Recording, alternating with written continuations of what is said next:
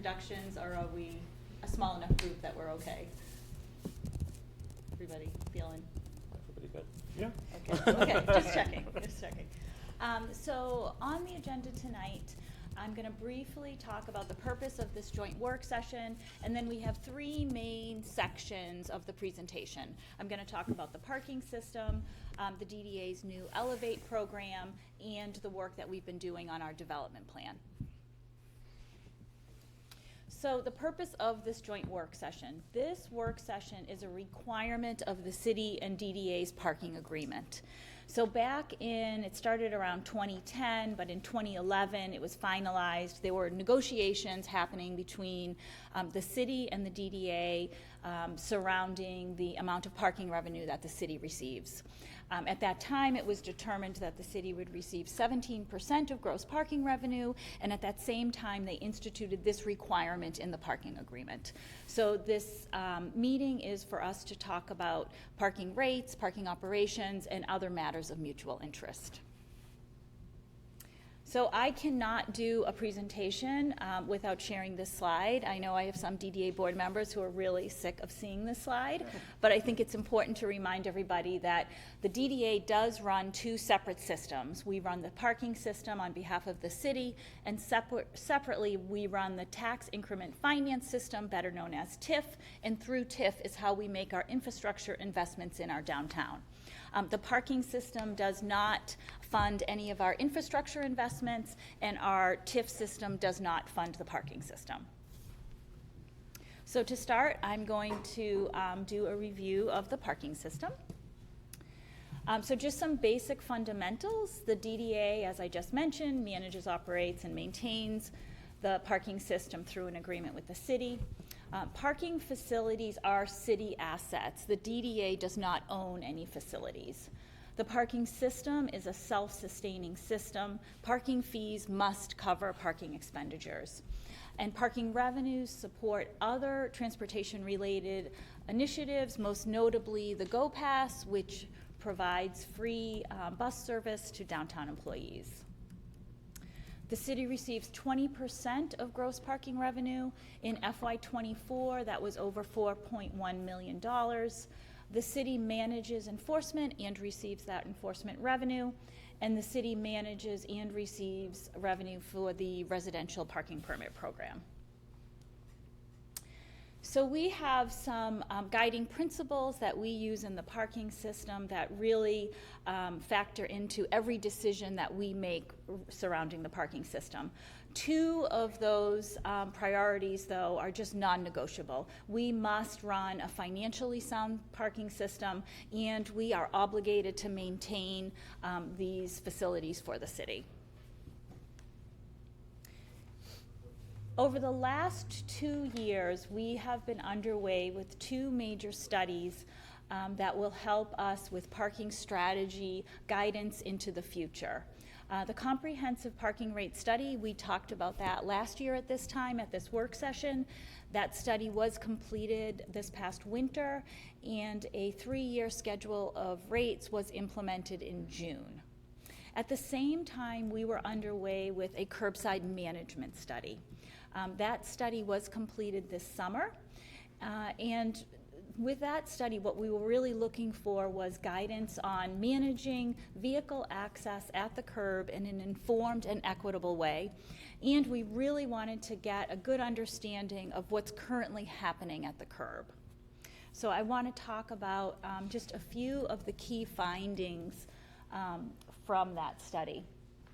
One of the things that the consultant team was happy to let us know that the Ann Arbor has already made some strides when it comes to curbside management. So we've long recognized that our curbside is for more than just storing vehicles, more than just parking. There's a higher use for that curb. So over the past few years, we have made changes to the curbside, things like adding bike lanes. With every project, we typically look at adding loading zones and drop-off pickup areas. So we have already started moving in a direction that a lot of communities our consultant team was working with are just starting to think about. So that was positive. The data from the study also showed that the majority of our stays at the curb are short-term. So about 60% of people parking at the curb are parking for under 15 minutes, and about 20% are parking for less than 2 minutes. And what they found was the curb is actually meeting the needs at the curbside because people are basically parking anywhere. So although the curb is meeting the needs, it's creating other problems. So we found that people are parking in loading zones, people are parking in driveways, at fire hydrants.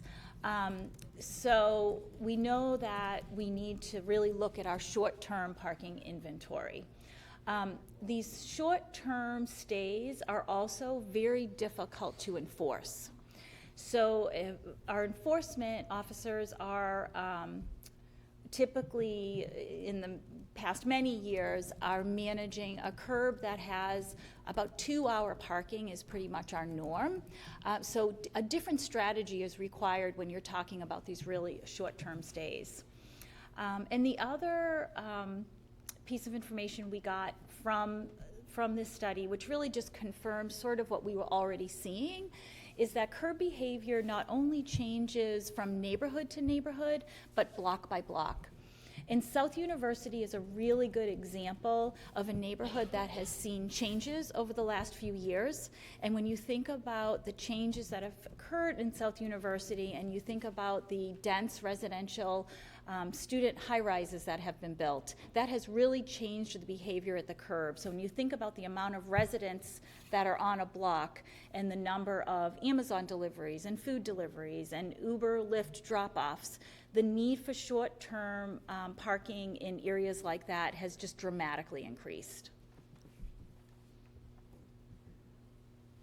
So a few components of the study that I want to highlight. The first is the modernizing curbside parking pricing. And basically, what the study tells us is that parking pricing is a tool to help us manage our curb. Increasing rates, we've already done that. Increasing our inventory of short-term spaces is something that we need to look at. We understand that there are enforcement implications to doing that. We have already started conversations with enforcement. Paid parking hours. We know that we are not charging at the curb when we have peak demand.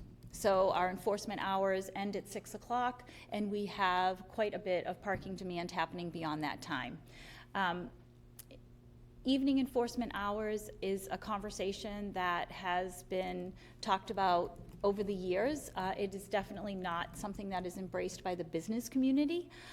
However, I believe that it is an area that we will be exploring at some point. We are not exploring it right now. I suspect when we look at rates again, evening enforcement is something that will probably be on the table.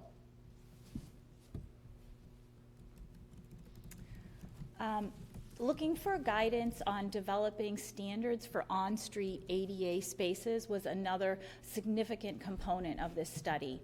Right now, there are standards in place for off-street ADA parking, and we have those standards in place.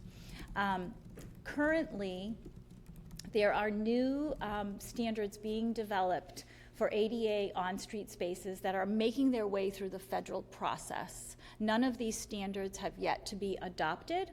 However, there are two parts to these new guidelines, and we are working towards instituting both components. So one is quantity.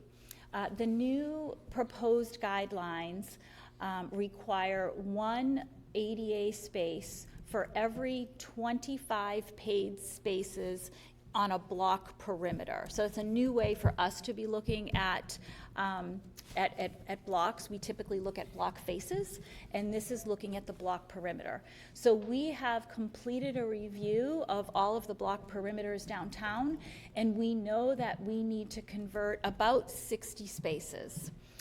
We have 48 spaces that we are currently working with the city on getting converted by the end of this year. And in 2025, we're looking at getting about another dozen spaces converted. When we're looking at ADA spaces on street downtown, it's very challenging. Our downtown sidewalks have a lot of stuff on them. They have street trees and street lights and street furniture and bike hoops. There are payment kiosks for parking. The amenity zone adjacent to the parking areas, there are different treatments that don't always lend themselves to being accessible. So in some areas there's grass, there's slope. So there's a lot for us to consider when we're trying to locate these spaces. So not all of them will be truly accessible. However, we've done our best to locate them in the spaces that have the least amount of conflict.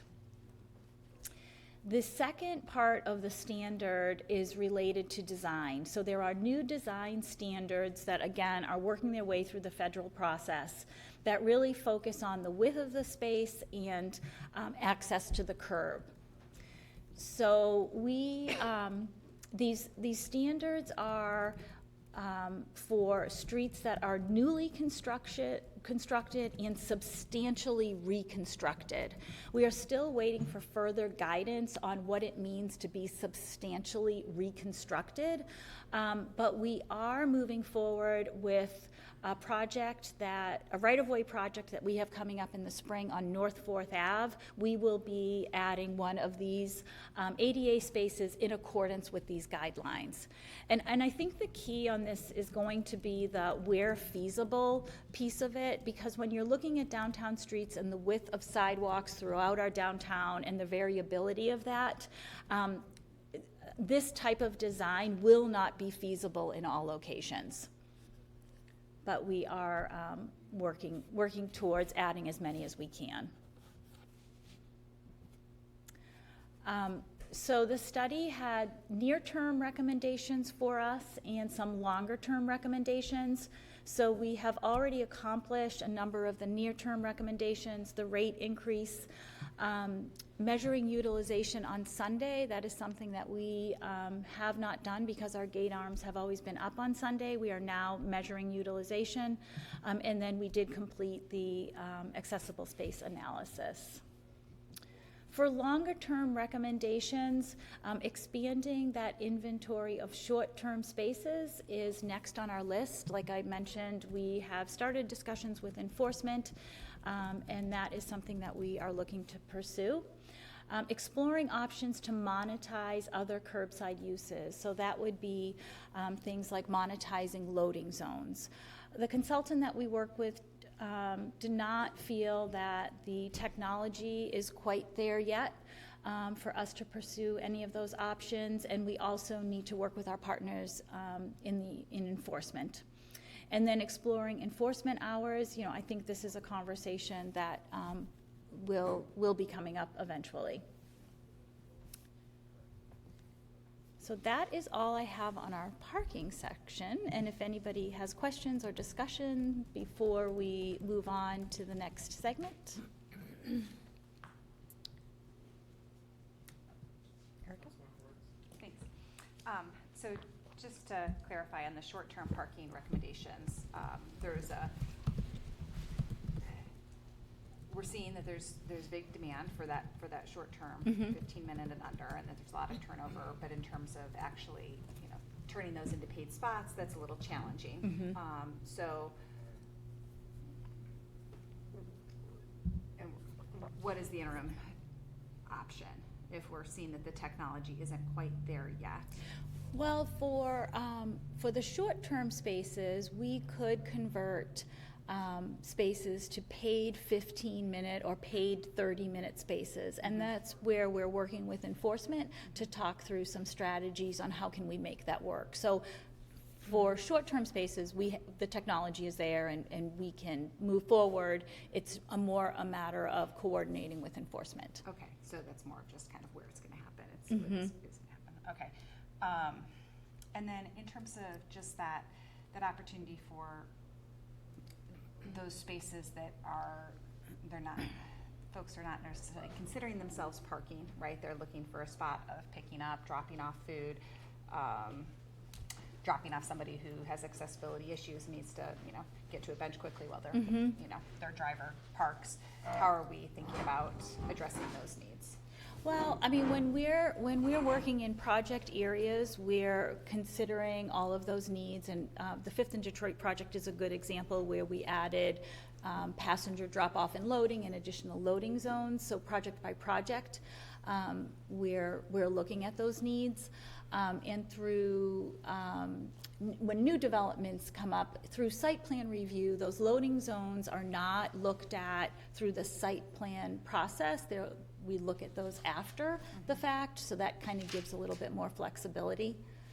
So that is something that is being looked at I know that it's been a while since I've been on Planning Commission, but that was something that there wasn't necessarily a clear way to review those projects at the time, so that's improved? It's being talked about, and as a matter of fact, DDA staff will be at Planning Commission, I believe, in November.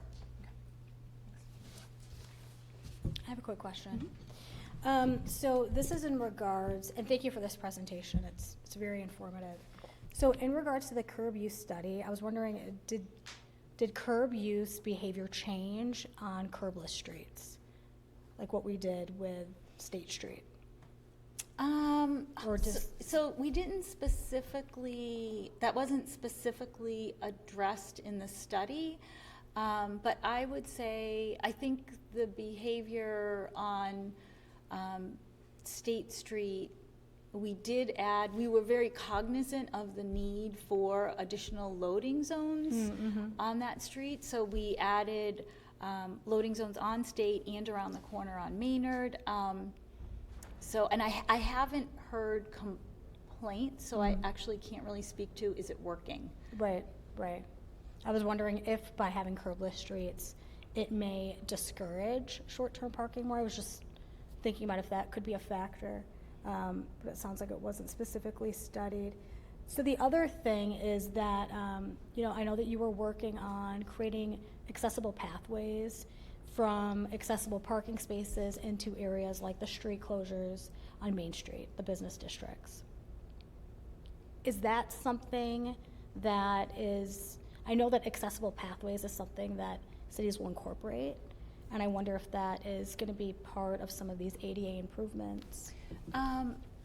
We have not specifically addressed that, and I think when that came up maybe last year or a couple of years ago, Yeah, I can't remember now, but it was a matter of, there were a lot of factors, but one factor was determining what path someone is actually taking. Right. So I don't have anything new to report on that front. And you guys did at that time add accessible spaces. We added accessible spaces. We didn't do anything with pathways, but we added accessible spaces where we could. Which I think really helped. Okay, thank you. Yep. One of the persistent issues that we get a lot of complaints about on council is people parking in the bike lanes, whether that's within the DDA bounds or not, but specifically as relates to DDA, I'm wondering how that short-term parking need for like Amazon delivery vehicles, which I see often, kind of just quick pullover. And as you noted, it's very difficult to enforce because by the time someone calls it in, it's done. But it's repeated over and over again. So how does that fit in with what, I understand with site plans and new development, but what about existing street spaces and how can we better accommodate that? Well, I mean, I think if there are a particular area, are you talking about the protected bike lane Some of them parking? are due to have flex posts and some of them not. So I think it's a combination of an engineering issue and also, and enforcement / where do they go? Right, right. So, yeah, with the protected bike lanes, like you just mentioned, we added those mid bikeway delineator posts in as many locations as we could, considering the snow removal and sweeper equipment that also has to get around them. And, you know, we look at adding loading zones, particularly when we're contacted, you know, by somebody in the business community or, you know, other stakeholders, if there is a need, and through new developments. But the curbside study itself did not identify, you know, particular places where we should be adding loading zones. It's more on a case-by-case basis.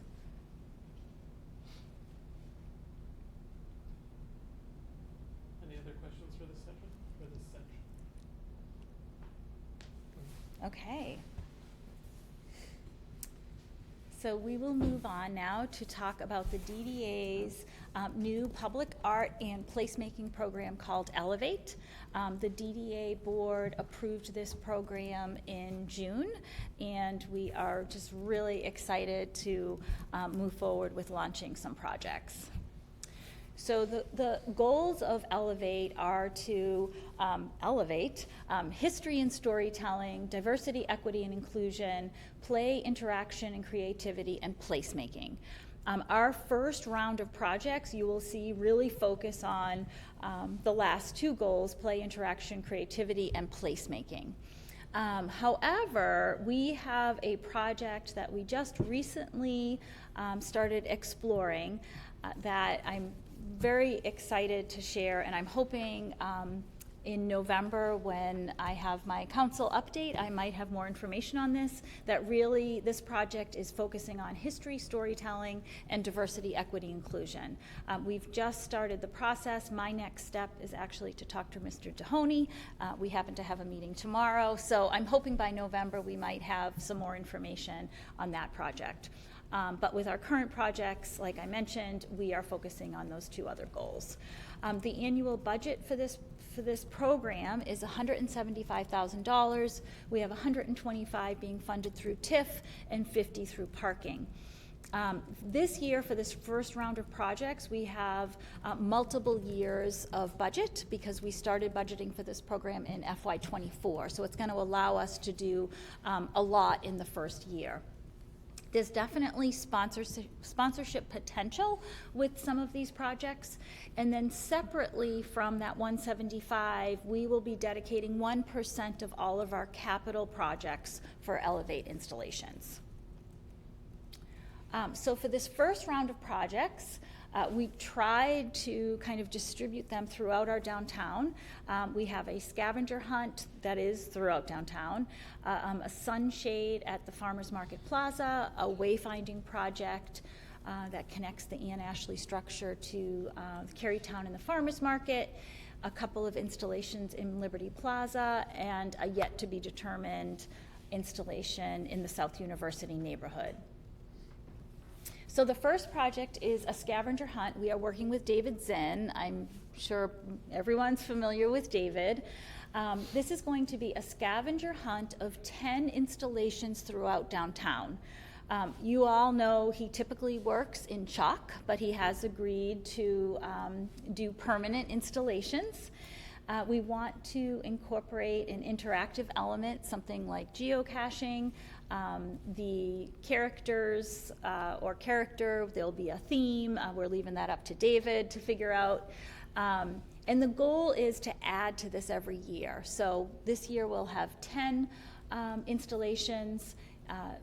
Hopefully years to come, we'll continue to add to give people, families, young people, old people, more reasons to come downtown and look for these installations. So I know you're familiar with his work. We don't know what the character or a theme is yet, but we're really excited. And the hope is that these installations will be in probably spring 2025.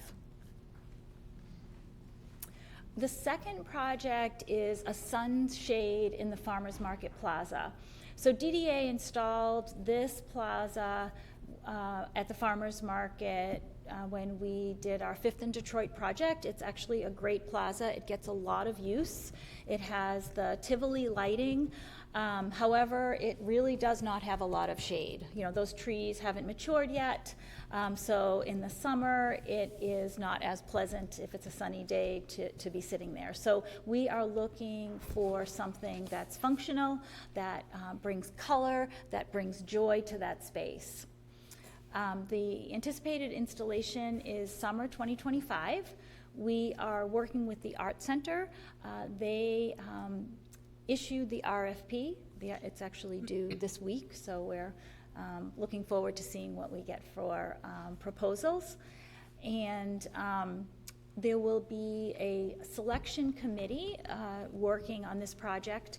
We'll have representatives from Community High School, from Carytown. We have our accessibility coordinator from the city. We have somebody from the Public Art Commission and a few others. So this should add a nice element to that part of the neighborhood.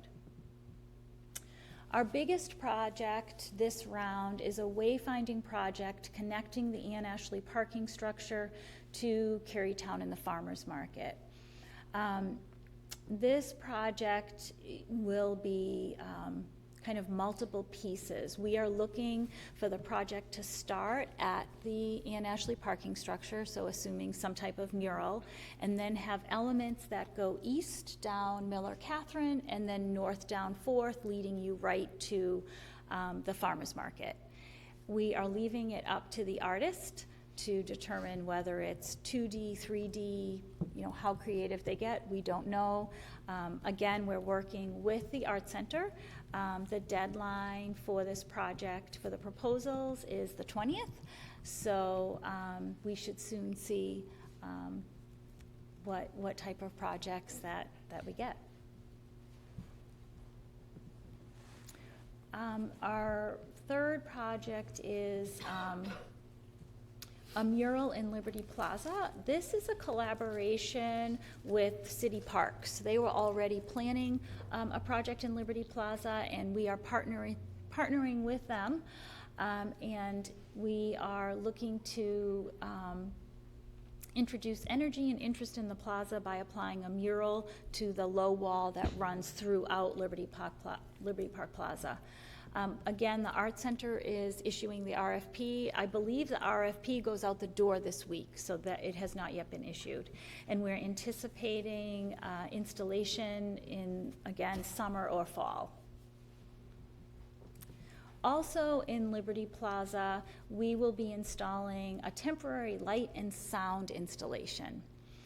The installation is called Oscillation. It's these giant crystals that you see, and they operate like a, I think it's called a theremin, that instrument that makes like kind of the creepy Halloween noises, and you move your hands, but there's not, it's like magnetic fields or something. You don't touch anything. So these crystals operate similar to that, in that when people approach them and make noise, they will make sound and light up. So we're excited about this one. It was interesting. There are so many really cool light and sound installations out there, like temporary installations that you can bring in. And what we found is we actually don't have a lot of space downtown big enough to accommodate these installations. There was this giant frog. I think I shared it at a council presentation. Super cool frog we wanted to bring in, and we just don't have the space. So Liberty Plaza was the only place that we actually had enough space for this oscillation installation, which was one of the installations we were super interested in. So that we anticipate it will be, I think, an 8 or 12 week installation, probably mid-January to mid-March. So something to add interest in the winter, bring people downtown. And then the final project for this first round is an interactive something in the South University area.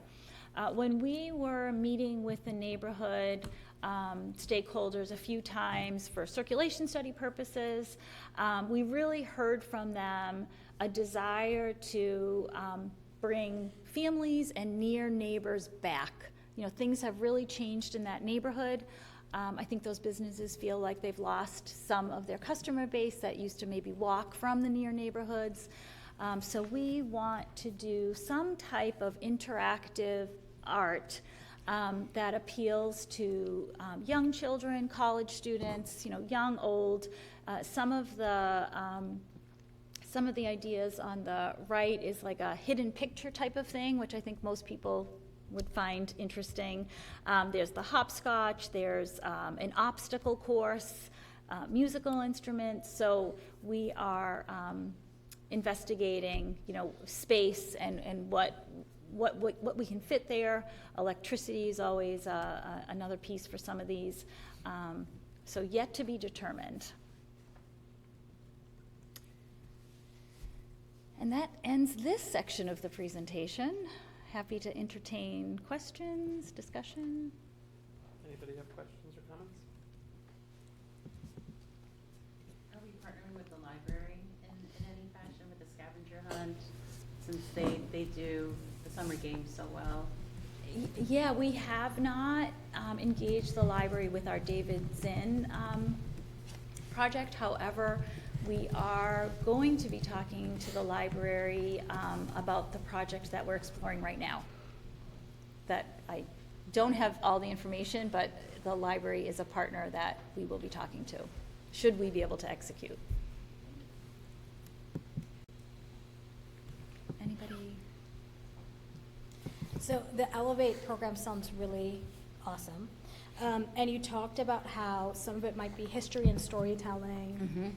And I know that part of the city's comprehensive planning is that doing some sort of like education on history of housing discrimination in Ann Arbor. And I was wondering if like there might be any overlap or if So the project that we are currently considering has a history and storytelling element, and it's related to Ann Street and some of the businesses that were previously on Ann Street, so it's not necessarily from the housing perspective, but from a business owner perspective. very cool. So, yeah. Thanks. Any other questions? Councilmember Briggs? Thanks. These are exciting, and DDA is doing such good work trying to bring art into public space and bring that into our community, so thanks. And I'm glad we're giving some additional attention to South University, where I think I can imagine businesses there looking for that. I hope that and it sounds like the desire is to interact and engage families as well as university students and bridging that gap so that it's really caters to both audiences. I think is entirely achievable, but I hope we in some ways keep the student population that's there as at the forefront, also recognizing how that also might engage younger audiences as well, because I think it can easily do both, but I think it would be a mistake to kind of cater to a younger audience that might not be as engaging to the folks that are there on a day-to-day basis. Yeah, no, absolutely agree. And you know, the student population is the customer base there. Like that's a fact, and we would not ignore that. So yeah, and I think with some of these installations, there are some installations that really do appeal to all ages. So I think we can manage that. Yeah.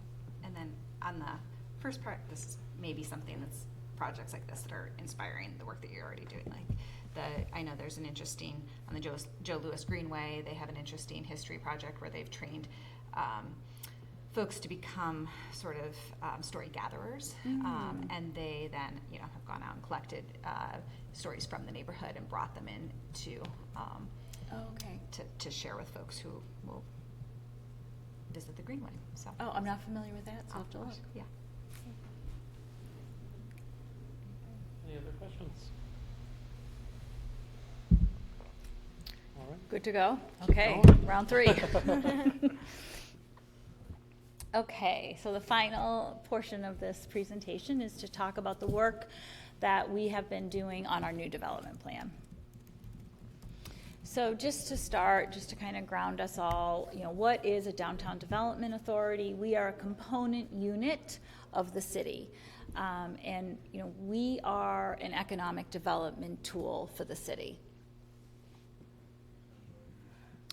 And in downtown Ann Arbor, we have many tools, and sometimes I think it gets confusing that we have many different organizations. So just to kind of clarify who's doing what, the bold outline, that is the DDA's footprint, that's 67 blocks of downtown. The DDA and the LDFA share the same footprint from where we draw our revenue. The DDA is focused on infrastructure, public improvements, capital projects, and maintenance. LDFA, which contracts with Spark, is looking at business development and bringing businesses not only into that footprint, but the Spark has a much broader reach. They are placing or helping to locate businesses not just in downtown Ann Arbor, but outside of our downtown as well. The Main Street Biz is that dotted line, that area. The business improvement zones or business improvement districts are when a group of property owners within a defined boundary, if 60% of them agree to really self-assess for certain services. So in the Main Street area, the biz services include sidewalk snow removal, sidewalk cleaning, landscape and graffiti removal, and they recently added alley cleaning to that list. The State Street District has been talking about the possibility of forming a biz, which I think would be great for our downtown. And then we have 4 area associations. Area associations are typically nonprofits. They are usually charged with advocating on behalf of the businesses within their district. They put on events, they do promotion, they are usually funded by dues and sponsorship. In Ann Arbor's case, we have State Street District, which also operates an art fair, so they have another funding source, but in general, voluntary dues and sponsorship are how those organizations are funded. So tax increment financing. The Ann Arbor DDA is funded exclusively by tax increment financing. Other DDAs have other funding mechanisms. Some DDAs have a millage. Some DDAs own property and collect rent. We are exclusively funded through TIF, and as of recently, we have tried applying and have been successful in applying for more grants. So we do have a very, very small piece of our revenue from grants, but in general, it's tax increment financing. TIF is a capture of a portion of taxes within an established district to fund capital improvements. TIF is the only revenue sharing tool in Michigan the city has to fund downtown infrastructure. So with TIF, it gives the city the ability to leverage tax dollars from the county, the library, the AAATA, and Washtenaw Community College to help fund infrastructure downtown. Without this tool in place, all of the capital projects, maintenance, and infrastructure work that the DDA takes on would fall on the city. And I think it's important to note that, we're leveraging tax dollars from our taxing authority partners, but our downtown is an economic engine. A successful, thriving downtown benefits beyond just our 67 blocks of downtown. It benefits our entire community, and it really does benefit the region. And the DDA uses about 90% of our TIF is spent on capital projects and maintenance. So why are we thinking about and working on creating a new development plan? Our current plan was created in 2003. What we learned from the research that we did with other peer DDAs across the state is that most DDAs update their development plan about every 6 to 10 years. This is a 30-year plan. Things change. It makes sense to update that plan a little bit more frequently. So we're going on 21 to 22 years. So it's time. We want this plan to reflect updated city goals and ongoing efforts. You know, everything the DDA does is in service of the city. We are here to help move the needle on city goals. It'll give us the opportunity to address new opportunities and needs from pandemic recovery and beyond. And the and beyond is the planning work that we are doing right now. It's showing us the direction that we need to go. It will ensure the highest level of transparency and stewardship and better align with updated state statute. State statute was updated in 2018, and we want to make sure we are in complete alignment. So the process, where are we in the process? We have done our peer city research is complete.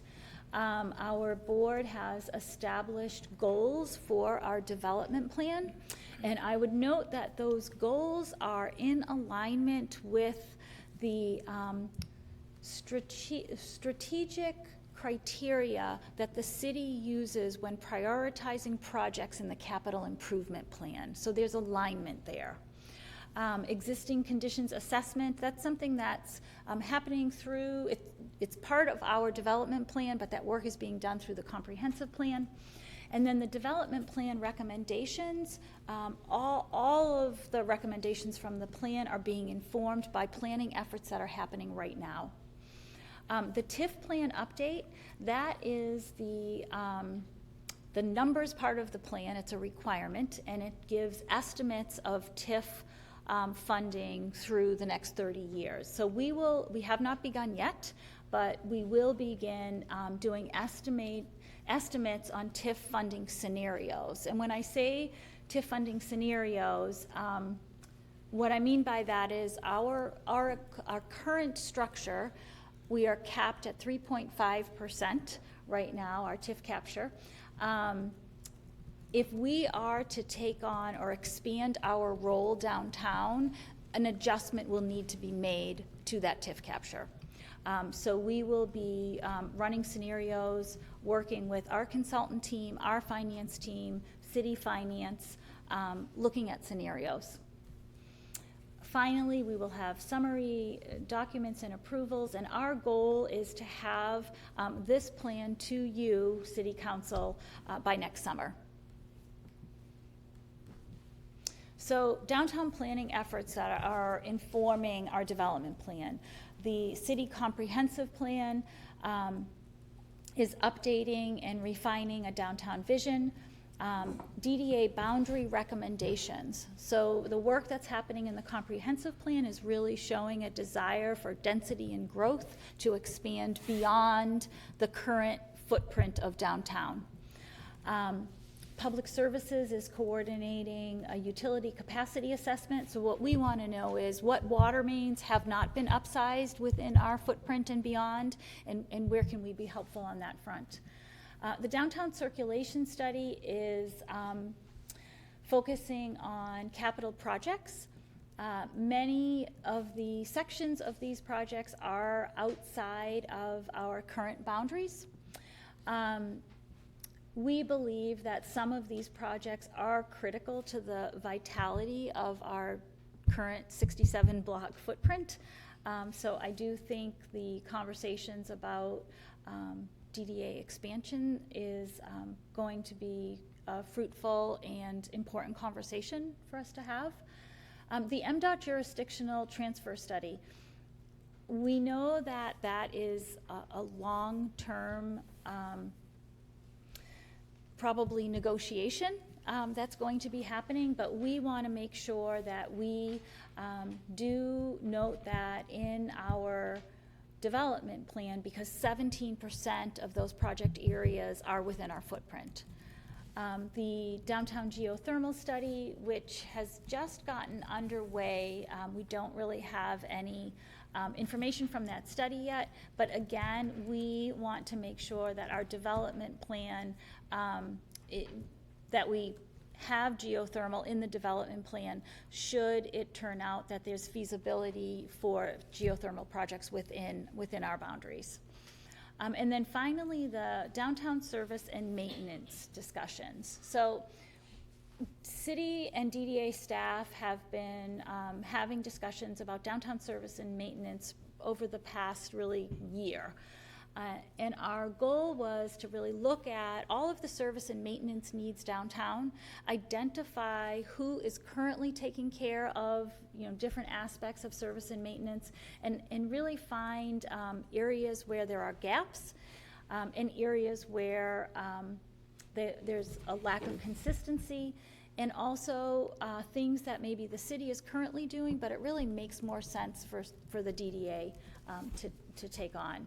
So we also, in our meetings with stakeholders, have kind of vetted these ideas and asked for input on other items that perhaps were missing.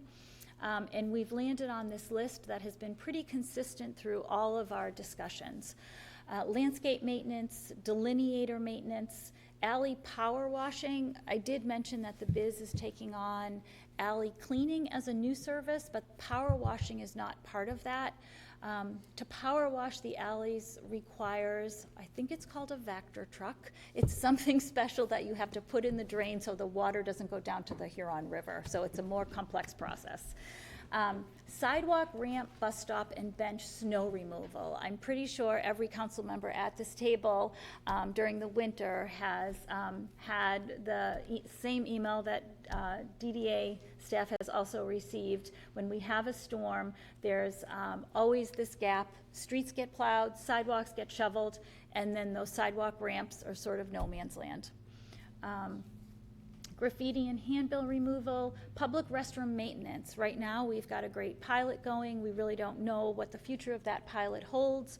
We do know that public restrooms downtown are a very important amenity, so we want to make sure that we have service and maintenance for public restrooms in our plan should permanent infrastructure end up being built.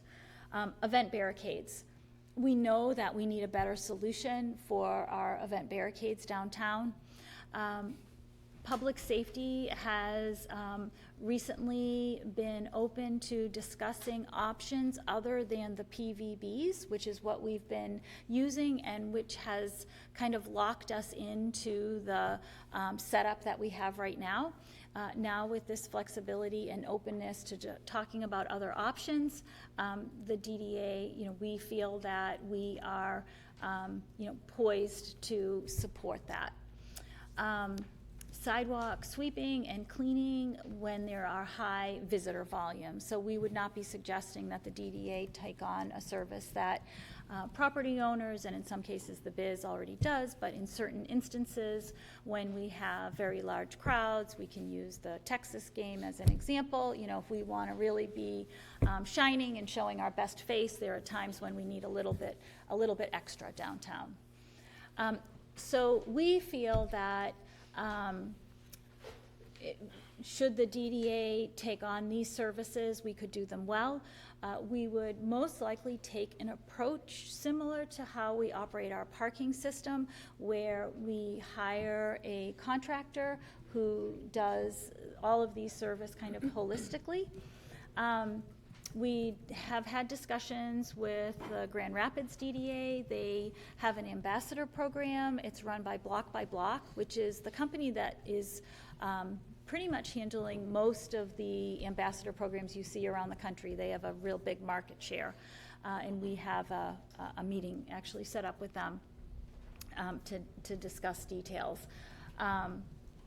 But, a number of years ago, 10 or 15 years ago, the DDA talked about an ambassador program. I don't think it was the right time, and perhaps it just wasn't discussed in the right way, but actually Block by Block was the company that the DDA talked to 15 years ago, so we're kind of right back there. But all of this service and maintenance discussion is predicated on an adjustment being made to our TIF cap. We can't add or expand our role in this way without an adjustment to that cap. And finally, we have our next downtown planning open house, which is a collaboration with the city's comprehensive plan. It is that is next week, I guess, next Wednesday, the 23rd, from 11 to 7. I invite you all to please join us. If anybody is interested in having an individual stakeholder meeting with the consultant team, we're open to that. I know a few of you did that at our last round of public engagement. But that is my last slide in section 3, so we can open it up for questions and discussions. Councilmember Dish. Thank you. This is really exciting to see. I wanted to ask, with respect to the MDOT jurisdictional transfer study, you noted that currently 17% of the study area is part of the DDA. Mhm. If the DDA's boundaries were expanded, do you have an idea of how much more of the trunk line? It would depend on where we expand, which is a big question. And actually at our, at the planning workshop next Wednesday, our board is actually having we're holding a board work session there, and we will be introducing, the consultant team will be introducing that boundary discussion. And we'll have boards for the public. I mean, this is all, for the public, so we will have a few boards related to our development plan at the work session, and those boundaries will be out there. So. Could you make sure, is it possible at this late date to see if the area for expansion could somehow indicate where the trunk line areas are that could or could not be? I know that if you come out farther onto Maine, that's obviously one of the trunk lines. I don't, Huron clearly could be extended to. That would be an interesting overlay for people to see in order to maybe have a little more strategic consideration of where expansion could be. Yeah, that's a good idea. And business density is also something to think about. Where could an expansion of the DDA? I'm thinking always of North Main. We're just cycling through businesses on North Main. They don't last because it's not a very fun place to walk or cycle. So that would be another, strategic way of thinking, but particularly an overlay indicating how that could be helpful with the trunk line takeover. Yeah, it's a good idea. Might be super helpful. I really, really appreciate everything, all of the detail that you're giving us about the things that could be done, or that you're interested in doing that are falling through the cracks, and that we hear a lot of quality of life calls around the things that you've enumerated here. So I really, really appreciate that. I wondered if you could say a little bit more about the geothermal study and how you see that. Yeah, go ahead. I'm going to be totally honest with you. I really can't say that much more about it because we haven't. I know the study began, but we have not been involved yet. We have our piece of it. We're funding the piece that's covering downtown, but I don't have an update, but I will get that for you. I'll find out where it stands. I don't know. Thank you. Other questions? Councilmember Watson. I appreciate the point about water main expansion. I don't know if that's something that everyone thinks about when they think about the DDA, but I know that was very helpful in the Catherine Street project, some of the water infrastructure work you guys put in, so kudos on that, and I'm glad that that's a big part of the discussion when we talk about density.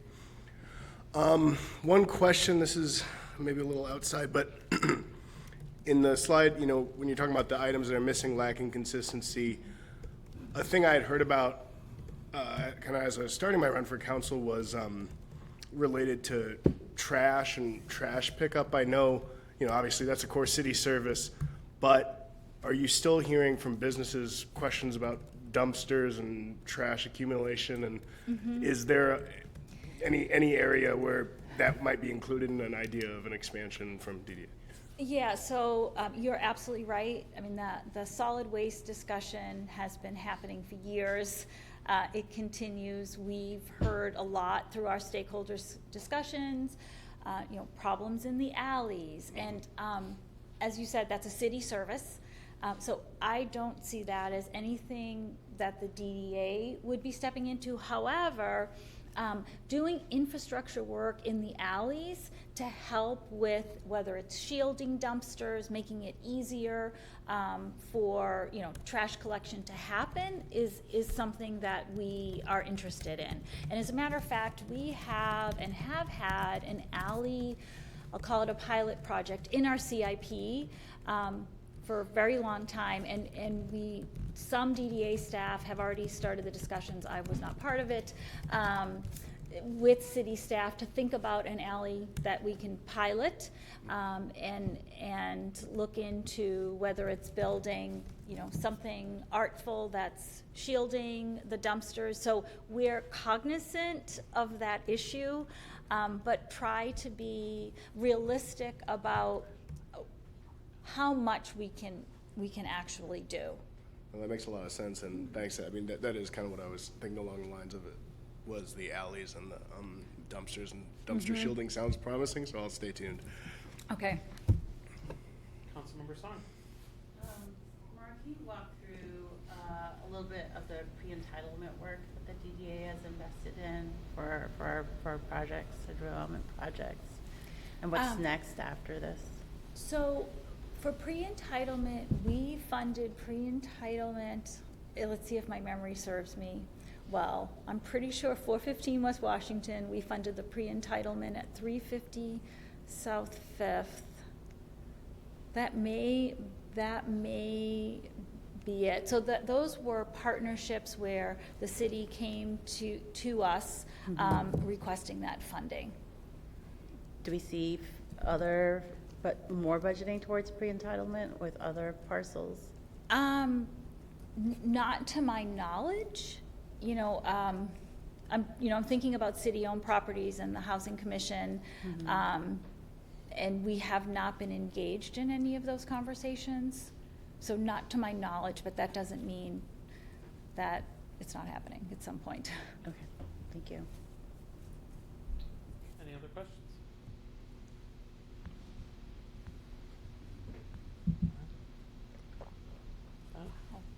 You're done with your portion, correct? I am. Do you have anything else? I Mr. just Mahoney, do you have anything else appreciate for all us? of you, and No, this was the presentation we had talked about bringing, so no, that's it. All right. Well, then, we now come to public comment. Public comment is an opportunity for members of the public to speak to council and the community, and in this instance, the DDA, about matters of municipal interest. Speakers have 3 minutes to deliver remarks, and we can only have one speaker speaking at a time. For those speaking via Zoom, the city clerk will notify you when you have 30 seconds remaining and when your time has expired. Please state your name and feel free to give your remarks. Dear Mayor, council members, and president of the university, I am Eric and I live across from a park, but I can't get to it because there's a train track. I created a park with a tunnel to it, but I can't get to it because there's a train. Oh, wait, yeah. So I made it my park. I made a circular flower garden that has a radius of 14 yards and an area of 615 yards. I also made an obstacle course on trees, and it's a few obstacles leading up to a giant tree. From that, there's a massive zip line heading down to the starting tree, so you can do it over and over and again. The pavement covers 1,760 square yards, and the dirt trails cover 814 square yards. I included bathroom and included trash cans so people could do what they have to do.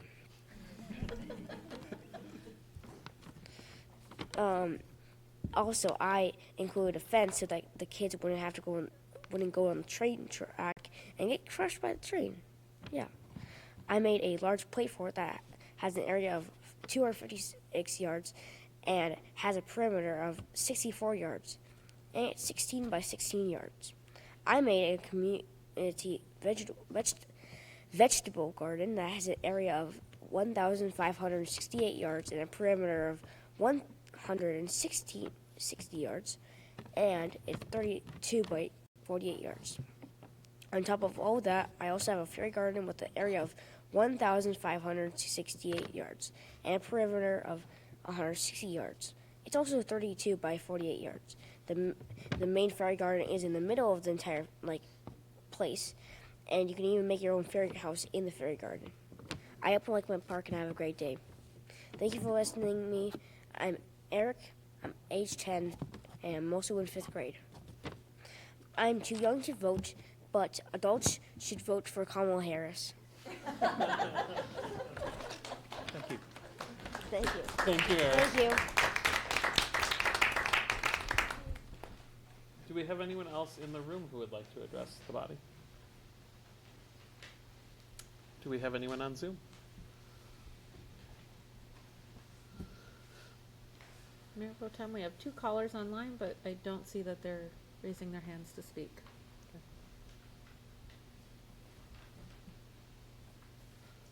With that, we will close public comment. We now come to communications from council, or in this case, communications from council and the DDA. If anyone has any communications this evening.